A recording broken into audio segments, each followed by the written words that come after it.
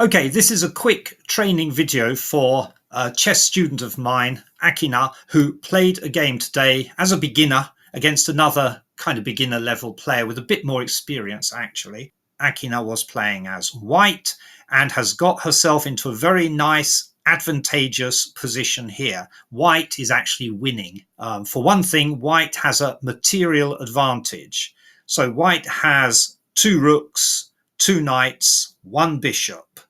And black has 2 rooks, 1 knight, no bishops. So that's a big material advantage. White's position is also much more active and dynamic here. And it's white to move, and white has some nice moves that can be played in this position. At the end of this video, I'll show you the absolute best move you can make to get yourself into a winning position.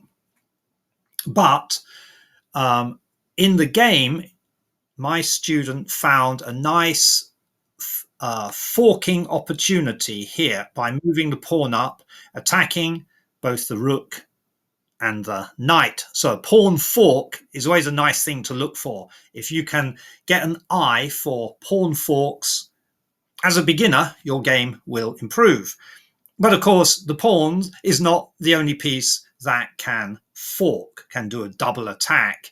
The rook, the knight, the bishop, and the queen, and even a king in some circumstances, can perform a forking attack. So this is a good move, and we'll just play it through.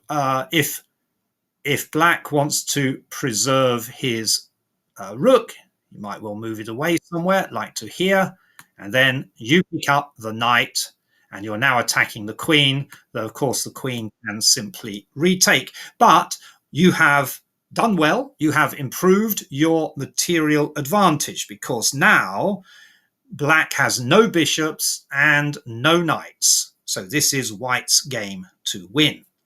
However, there is a nice double forking combination with this setup in the top left half of the board as I'm looking at it. So let's go back and look at another way to do this.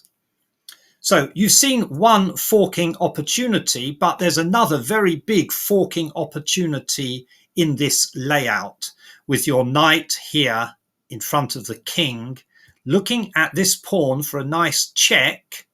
So let's bring the knight in. What about the queen? The queen is guarding the pawn, but we have the rook here on h7. 7th rank. If you can get your rook onto the 7th rank, that's always good. Or not always, but it's almost always a good thing to do. Okay, so we go check. The king is in check, and the knight is now forking the king and the rook. So this morning, when we talked about this pattern, we looked at these knight forks. This is a nice knight fork to get your eye used to finding. So learn to find these knight forks. So you go check, and you're going to pick up the rook at least. Now, of course, if the queen takes the knight, which is not a good idea, the rook takes the queen. So black won't want to do that. So let's go back to this position. Black will probably move his king one way or the other, here or here, maybe attacking the knight. Black cannot move his king into any other square because of the rook here. So black moves over. Now you pick up the rook with the knight, and this is where your first idea of the pawn fork now comes into play, because if the queen takes back the knight, or takes the knight, you put in your pawn fork, and so now you've had a double fork. The knight forked the king and picked up the rook, so it's a rook for a knight. Now the queen has to move away, and the problem here is that the queen can't come onto this seventh row because the rook is guarding it. So the queen comes down here to guard, to defend the knight. Still, it's a knight for a pawn. Black takes back, but you have cashed in a knight and a pawn for a knight and a rook So very nice. And this game is now completely winning for white. So the message is look out for those forking maneuvers.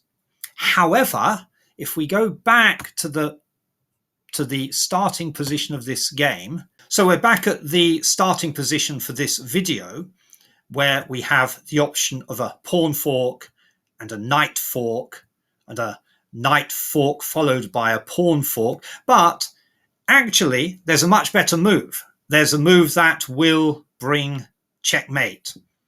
And I'll show you it by turning on the Stockfish chess engine. And here we see what the move is. So instead of bothering to fork here or check here, good as that is to see, your queen comes up here, and now we've got a very strong attack.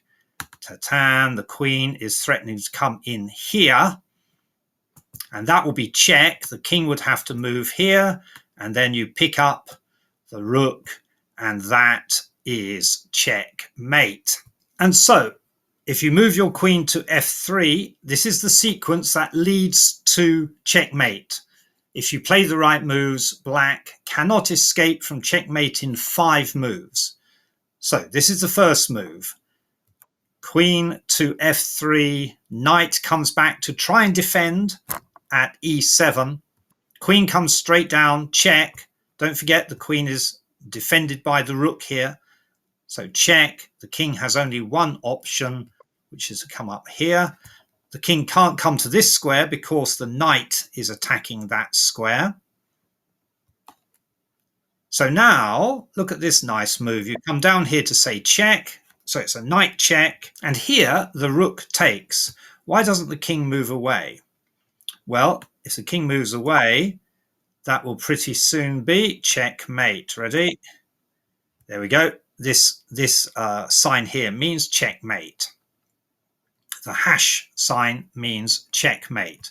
If you look here, there's nothing that can block the queen's check. The king can't come here because of this pawn. The king can't come here because of this pawn and this pawn. And the king can't come here because of this pawn and this pawn. So that is checkmate. And that's checkmate in 3.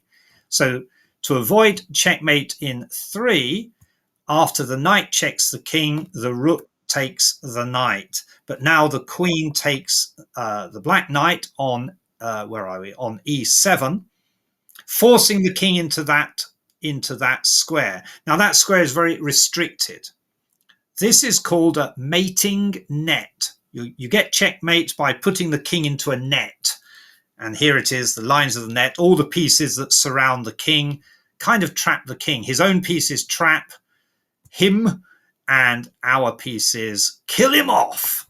So now let's do the dirty. So checkmate, queen supported by the rook, checks the king. Nothing can get in between, of course. The king can't run away down here. That is checkmate. So that was what your game contained. I thought you played quite well. I was very pleased that you saw this move here to fork the rook and the knight. But as you get a better eye for chess positions, you can see something like a double forking action with that combination there. The knight takes for check, picks up the rook, the queen takes, and then you come in here to fork the queen and the knight. But at a yet higher level of chess, you can see how you can keep your pieces in position and bring in an extra piece to deliver a forced checkmate. Okay, so that's it for this chess video. I hope that was useful, and I look forward to more chess training sessions after the summer holidays.